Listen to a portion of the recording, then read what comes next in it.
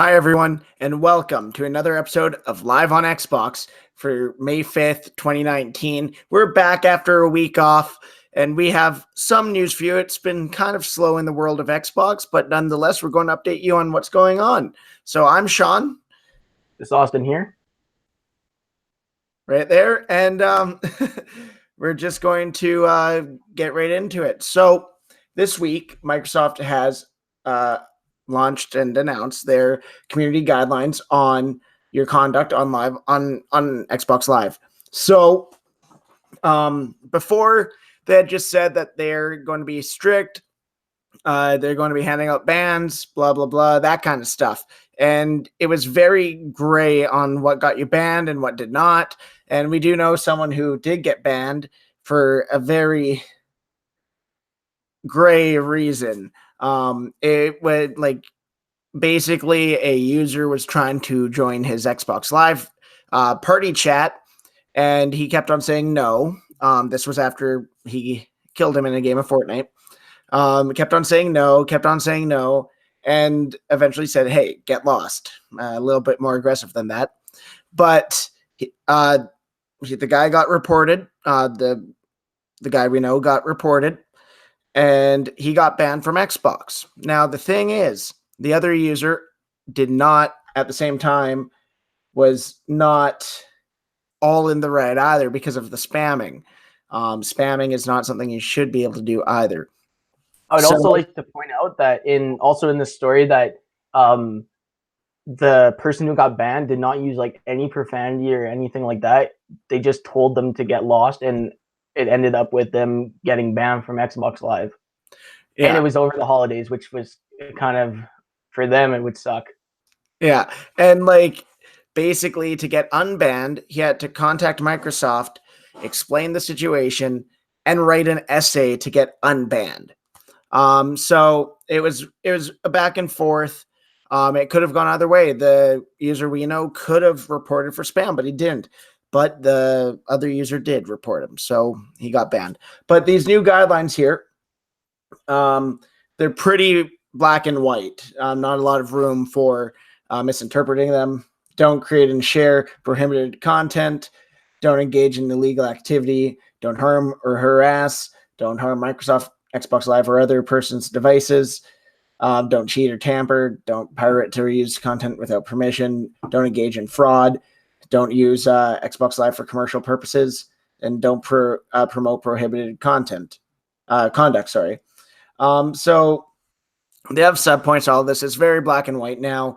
There should be no questions about what is allowed and what is not allowed. And I do applaud Microsoft for putting this out because they do want to create a nice gaming community, one that is engaging and one that works for all ages. So I do applaud Microsoft on finally getting a document out like this. From my understanding, they haven't changed anything they've been doing in terms of what gets people banned. They're just finally telling people what gets you banned. Yeah, and I also hope with these new guidelines that it kind of clears up all those, I don't know if you've come across any, but there's spam accounts that will add you, and they're just ran by bots. I see a lot on Reddit, people complaining about them because it just, it's really annoying, and it breaks some of these communities. There's a lot of them that will be looking for a group, and then it's just a bot that's trying to spam you with links and all this stuff. So I hope with this new document that came out that they're able to maybe clean some of that up. Yeah, and then the other thing I have read is you are still allowed to trash talk in context of games. You're allowed saying, "Oh, I destroyed that guy," or "Oh, you got wrecked," but you cannot substitute out those destroyed and wrecked words for something profane. So you are still allowed to trash talk, which is good to know because it would get pretty boring. Let's face it, if these competitive games didn't have trash talk. Yeah, I mean, it happens in sports. It happens in anything really competitive. It's just the nature of the game. But I also understand that there's a line. Yeah. So we're getting away from the 12-year-olds who played Halo and used to say something about people's moms. And now the golden days of Xbox Live, some would say. Yeah. So we're getting away from that. It's evolving, and it's going to be a strong, tight, good community for people to play games in. Especially with not a new generation coming out, but we're moving into some new territory with the xCloud and like marketing to different age groups. Like Microsoft does own Minecraft, which is huge with younger kids, and you have Fortnite, like we were talking about, like we talk about often. It's very well known that that's a large community of younger people. So this helps to protect them as well. Yeah, for sure. So moving on, there is a price increase coming to Xbox Live, but not for all territories. This one is for the UK. Oh geez, this website has lots of ads. Is it the Daily Star? Yes. Yeah, it's essentially a tabloid site for the UK, Sean. Yeah. So anyways, Xbox One pricing is going up in the UK.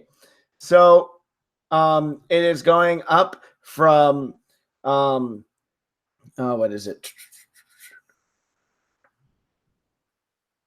It's going up by They're one going up by pound. £1, but that does add up to £12 over a year. So it is going up. My little bit of worry about this is that it will could it eventually affect us over here in the Americas and other territories. That's my worry, because it is expensive as it is.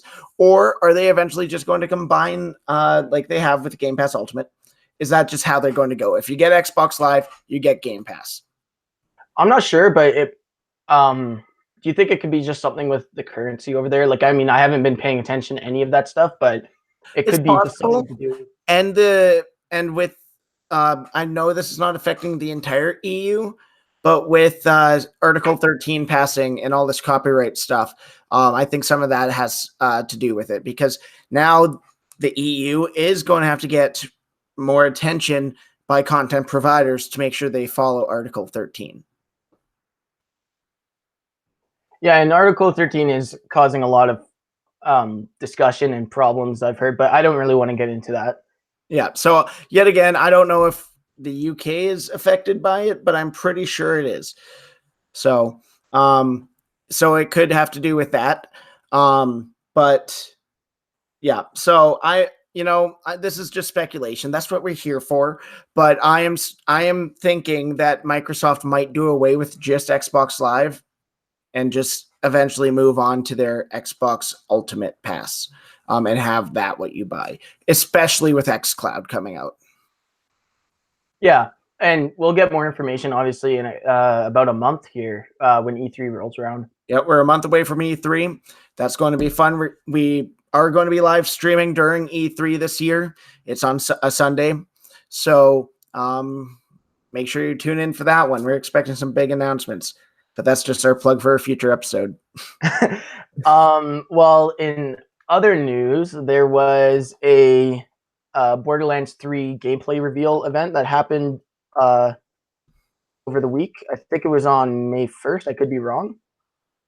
But essentially what it was just a live event where they brought community members, games journalists were there, and they just showed off some new features in Borderlands 3. I didn't get a chance to look into it a lot, but I mean, I'm interested in a way, because I do have Borderlands for Xbox One, as well as for the original Xbox, and it's quite a fun game. One thing that I did notice that was kind of interesting is that a way that you can get loot in the game seems to be through being a part of the community. So right now, if you sign up, like down here, you might be able to see it. If you sign up as what they're calling a Borderlands VIP, then you can start gathering loot for the older Borderlands games as well as the new one coming out.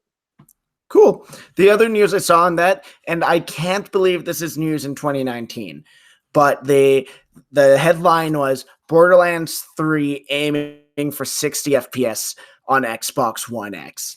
Now, really, it should run 60 FPS on Xbox One X. That should not be an announcement, but we're 2019. It should run 60 FPS on any console that is modern. That is true, but one thing I'm seeing is that this game is going to be much larger than the original games, and those games were pretty big too. And running them on the 360, I know for sure bogged down the frames. So I mean, like you're saying, like obviously Xbox One X is a much more powerful console, but I can see why it won't be able to consistently stay there if it's as big as I'm thinking it will be. Yeah, that's fair. And then, who knows? Will this be an Xbox One launch, or will it be the next Xbox? I mean, well, sorry, that's there. Like when it goes on the new Xbox, we have a launch date for Borderlands. We know it's coming out for Xbox One, but I mean, like when it comes out, when the new console gets announced, because that is going to happen. E3 this year, I'm expecting it. Well, So I've been hearing that a lot of the big developers have had their hands on the dev kits for a while here, especially first parties. I don't know about Gearbox though, especially considering they've been having like not problems, but it took them a long time to get Borderlands 3 up and running. So it's kind of a toss up. I'm sure that Microsoft has created a pretty good tool to carry games over to their new one. So I don't know. like when it goes to the new one, it has to be 60 FPS. Yeah, I mean, it would be a slap in the face if it's not. Exactly. My other thing is if it gets on xCloud, those are running off Xbox One S servers. So what are we going to get there? Is it going to be 30 FPS or 60? It's because it's going to be the older hardware. With xCloud, I know that they've been trying to really reassure us that there won't be much of a performance hit, but at any time you're streaming off of the internet, it really is going to impact performance. Anytime. Yeah. I mean, just running this show sometimes bogs down, my computer. And my computer's got 16 gigs of RAM. Like it shouldn't be getting hit this hard. It's just everything, it depends, right? Yeah, I'm just kind of surprised and optimistic at the same time because with Microsoft having xCloud running on Xbox One S servers, like they built the server from One S's. So to me, that tells me that their future generations, they're still going to be Xbox One like machines. They're just maybe going to run better or have another feature. So I know we moved off topic now, but that's I'm starting to think that our next generation is just going to be another Xbox One. I can't wait to hear the teraflop announcement. That's what I'm looking forward to. The teraflops, man. All about the teraflops. Yeah. So that's our Borderlands 3 news. Do we have anything else to add on that? Not that I could think of. I mean, maybe next week I'll be able to get some more time to look at what was happening. But I mean, this week was pretty wild for me. I had to move, get started on work, and I don't know. It just wasn't the best week for keeping up with things. Yeah, mine, and also like in general, it hasn't been an Xbox news week. It's been a movies news week. So the gaming community has not community, gaming news has kind of slipped under right now. And you know what? You just reminded me of something. With movies and stuff, Avengers Endgame, I did see that there was some rumors about Square Enix's Avengers project coming out, about what the game might be, but really it kind of seemed like they were just throwing something at the fans, seeing what would stick. What it sounds like is it'll be a third-person action game, and in the vein of the same kind of game mechanics as the Tomb Raider games, which I'm not surprised because it's Crystal Dynamics. That's what they do best, right? Yeah. Oh, also in movie news, Sean, take it away there. So I can't play the trailer because a lot of creators have been hit with copyright notices. But the Sonic the Hedgehog movie trailer premiered this week to terrible reactions, including from me and from Austin. Well, okay, I want to say that I don't have my reaction is okay. Sorry, it's to Sonic himself, not the movie. Yeah. So this is Sonic from the movie. Um, he looks very odd, and a lot of other creators have pointed out the problem, and it's right here. It's his eyes. We can't see your mouse there, Sean. Can you see my mouse? Okay, you can't see my mouse, but it's his eyes. Sonic, I'll just pull up this fan one actually, one moment. Oh, there's your mouse. We can see it now. So right here. So Sonic's eyes and whole thing is very, very human, which is weird. But you look at a model of Sonic from the games, and where is it? I tried to click on. Okay, Google is not cooperating. But you can see it right there. Yeah, Sonic doesn't have a break in his face for his two eyes, and this took me a while to actually figure out why this looked so weird for Sonic. Because I'll pull up another character here.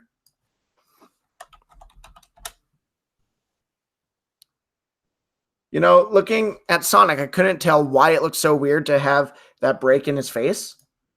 It's because it's a character thing. There are characters in Sonic that have that nose, that bridge area between their eyes, and there's characters that intentionally do not. It's part of the character. And it took me a while to catch on to that. But that is, in my opinion, the biggest mistake they have made with Sonic. It changes the character model completely, so it looks like a different character. If Tails looked like this, that wouldn't be an issue. Well, I don't know if you've seen the memes going around, but I'll show you right here. If you could see the Tails right there, Sean. Like that, if they kept going down that road, I would not be surprised if we got something close to that. But really, that is a meme. But the eyes on Sonic, throw those eyes on a Tails model, and you're fine. But yeah, can you pull up the picture again of the Sonic movie character? Just the one yeah. I'll tell you, in this shot right here, it looks okay. But when he started moving and talking, there was a scene where he's in the car with James Marsden, right? He started moving his head. Something, it just look. I think the third picture there in the recommendations, Sean. It just looks off. That's where it throws me off. Is when he's at a weird angle. Yeah, well, they put a human face on a hedgehog. Yeah, but are we surprised? I mean, Sega had Sonic making out with a human in Sonic 06. So we needed a more cartoon. There we go. That's the one. We needed. Oh, people have been complaining about the teeth too. There we go. Don't too much have a problem with the teeth. It's the eyes in that. Just the proportions of that body are so strange. To recap it, because I just realized that they were watching you the whole time instead of Sonic. Okay, well, just the proportions of this body is so strange. Like, this looks fine. When he goes into the car and he starts moving his head around, that's where it just looks. It's not changing again. Yeah. But this scene in the trailer is absolutely terrible. It's his teeth, it's his eyes, it's everything just doesn't work there.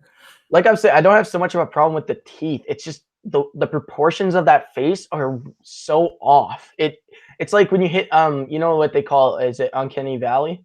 Yeah. This hits all of that. Like it's the definition. Yeah, that's what Sonic looks like. Too long for his body, like for the body that they have him on. It's too human. Yeah, I will give it some positives.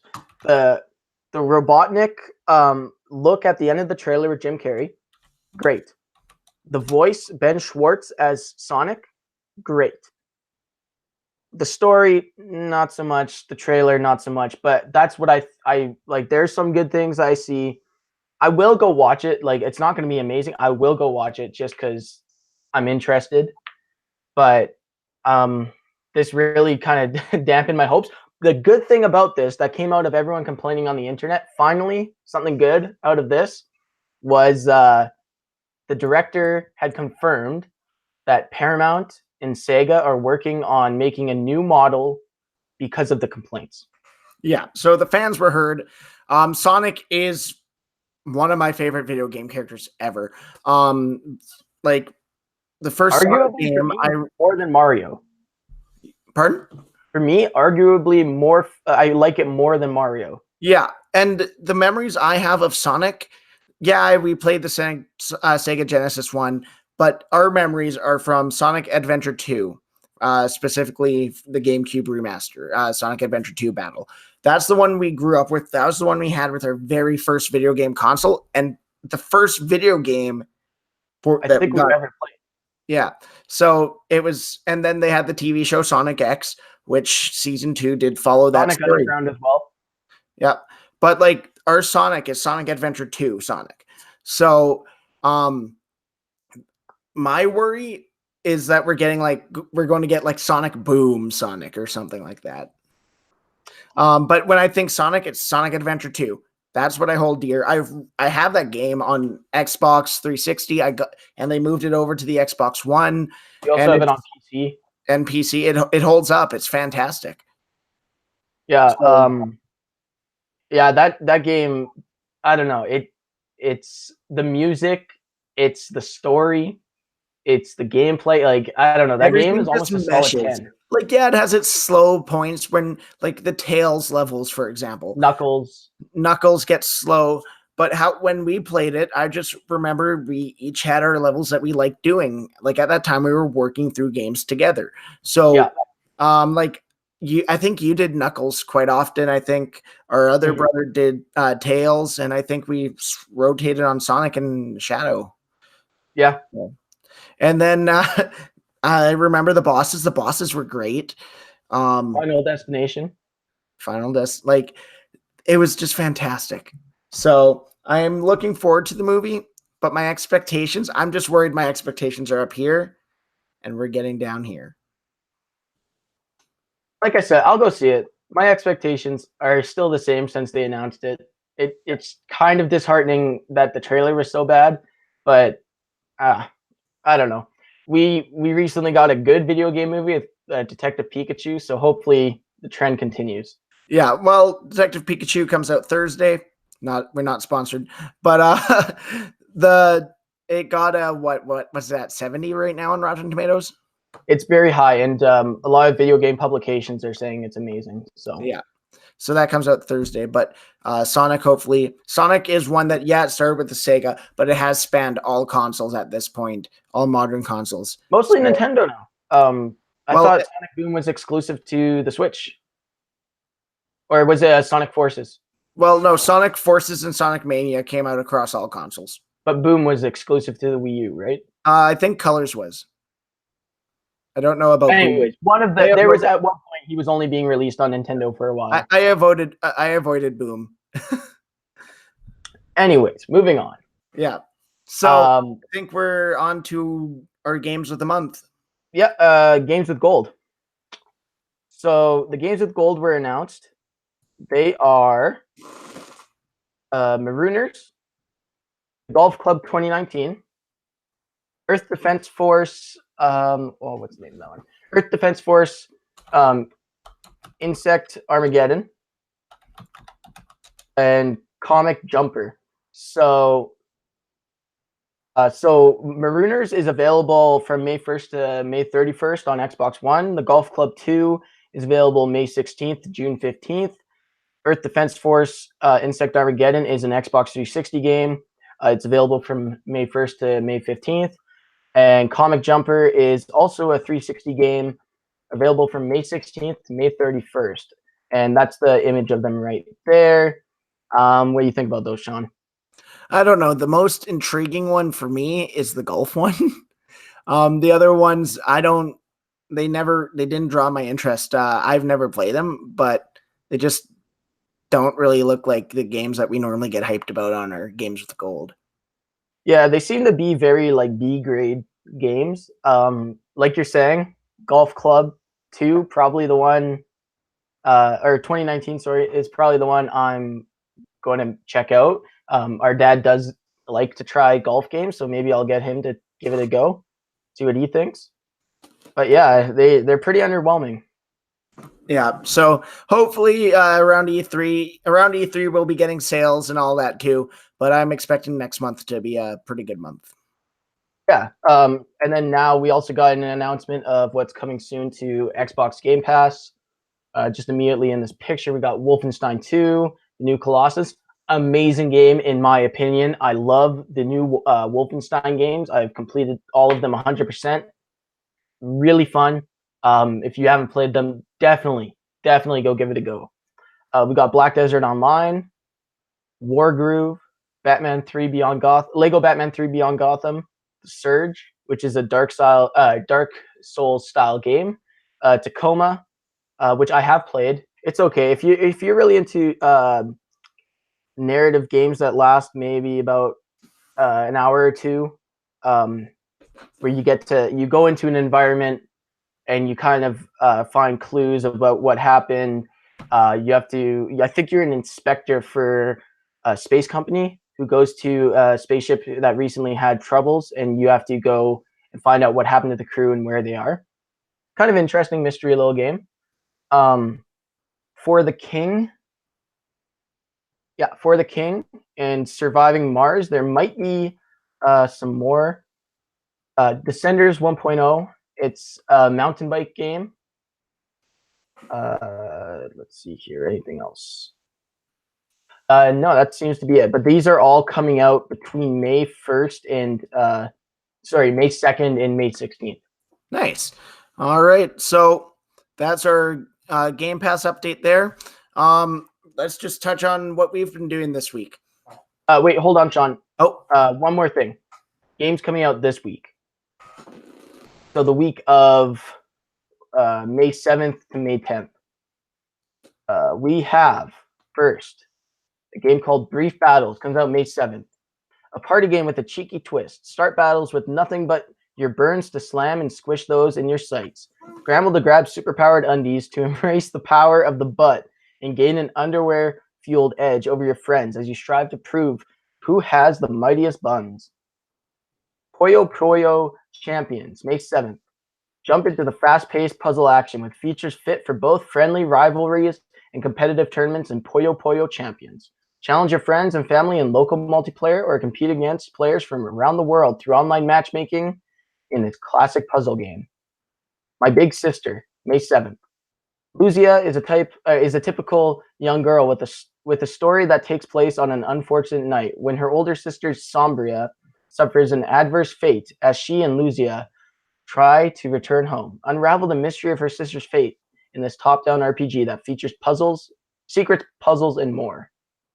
The Adventures of Bertram Fiddle, Episode 1, A Dreadly Business, May 8th. A point-and-click adventure game that mixes the classic formula with riveting action elements and humor. In a quirky Victorian London inhabited by strange characters, self-proclaimed explorer Bertram Fiddle finds himself in a bit of a pickle as you help him track down the elusive serial killer known as Jeff the Murderer. Legend of the Tetrax, May 8th. Fantasy RPG with thrilling turn-based battles. Throw yourself into command battles with up to 10 allies and your own strategy using skill sets. The beautiful pixel animation and art aren't just present in combats, but also while you adventure around the expansive open world or dungeons in this grand fairy tale. I will say that a lot of these write-ups, I believe, are provided by the company, and that one was pretty poorly written. I don't think I'm going to read all of these, all of the descriptions. I'm just going to shoot through them. I think that, what do you think, Sean? It takes a little bit longer. Yeah. So, okay. I'll just shoot through the rest of them here. Woodle Tree Adventures, May 8th. Life is Strange, Episode 3, Wastelands, May 9th. For the King. Let's just pause there. That is a bigger one.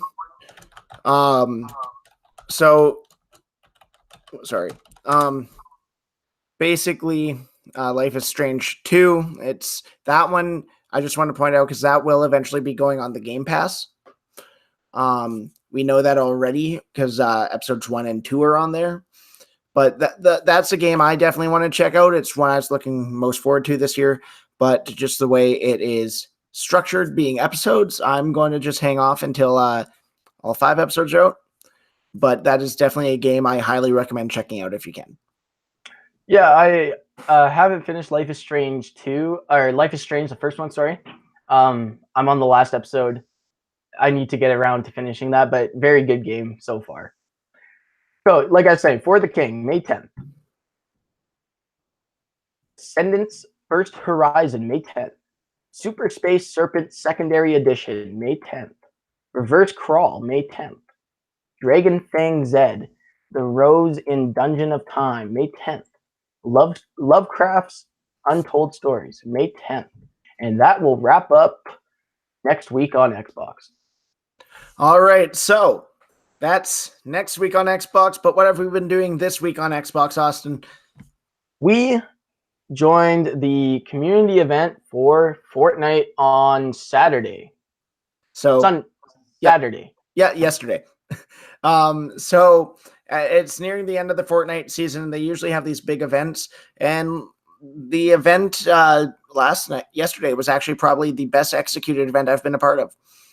It was the first one I was able to catch, and I will say I was impressed. So the thing about Fortnite events is they only happen once. If you miss them, you miss them. They're done. But what I've had issues with in the past is, like, let's say the Night King, the Snow King, Winter Ice King, King. Ice King. With his event, basically I logged in. There's usually a peace truce, unspoken peace truce. But there's always the one guy who decides to kill everyone, and that's what happened last time. So I missed it. And then they had the Marshmallow concert on Fortnite. And that one, looking back now, it was probably a test run for what they were doing here. So when the concert started, you could not deal damage in that game. You cannot kill people. You cannot take damage. You cannot deal damage. You just had fun. You joined the community, enjoyed a concert. And then with the one yesterday called the Unvaulting, they disabled all other game modes and put you in a game of 30v30 team rumbles with a maximum score of 200, like first to 200. And that was after the events finished. So you're all hyped. That actually, if you joined the server early, that started before the event. Okay, so you were able to respawn the entire time? Yeah, so basically I joined the event 10 minutes early just to make sure I was in. And you go into a game of Team Rumbles, which has respawns, and up until a minute left, you've just played the game. You played Team Rumbles. And then with a minute left, the ruins from the artifacts around that have been slowly being collected by the community appeared around you. All your weapons disappeared, and all you had was a pickaxe, and you cannot take or deal damage. And then the vault at the bottom of Loot Lake, which for the longest time I thought was a spaceship, opened, and you fell into it. And you came into a voting system, and Austin, you could take away the rest.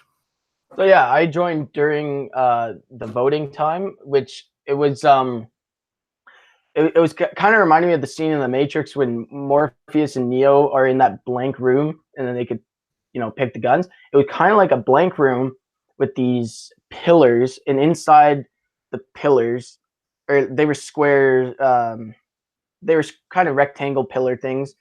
Inside of them was a frozen item that had been vaulted.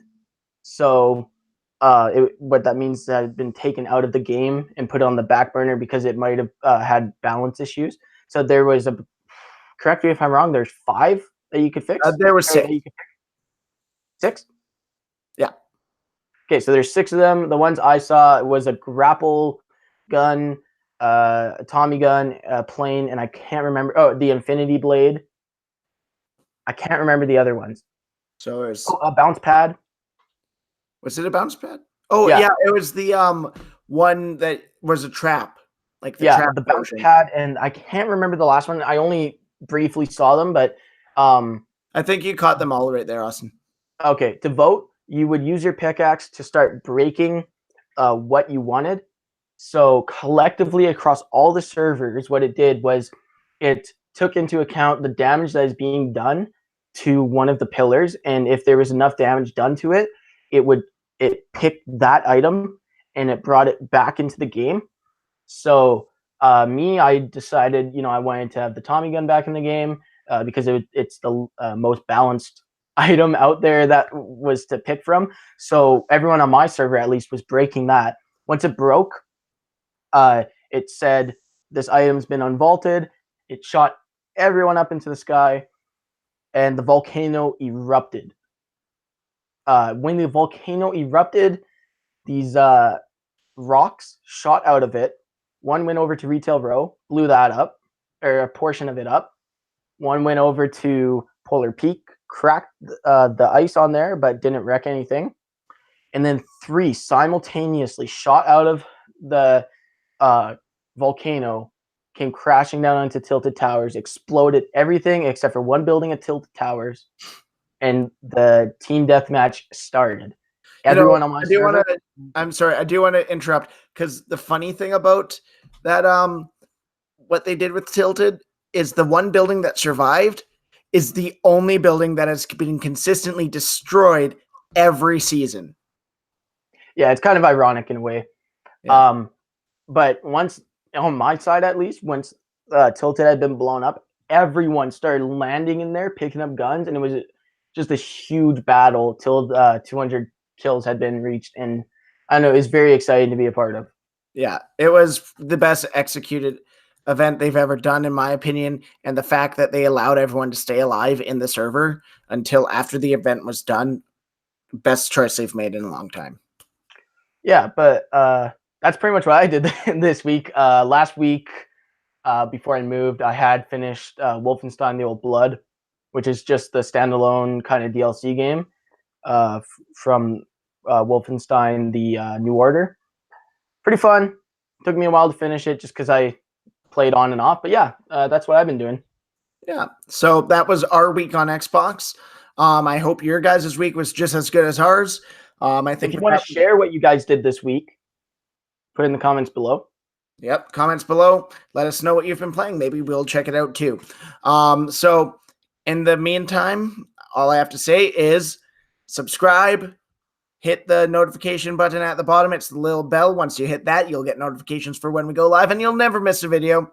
And we also have our Twitter account. So follow us on Twitter. That we also just breaking news goes on there. We let you know when we're going live. Except for today, because I forgot to put that out. We do have our Twitch channel, which is not ever used, it seems, but it is there. Follow us on there. Eventually we'll use it. But yeah, subscribe. If you dislike the video, dislike it, but please leave a comment to let us know why you didn't like it, and we will do our best to do better next time.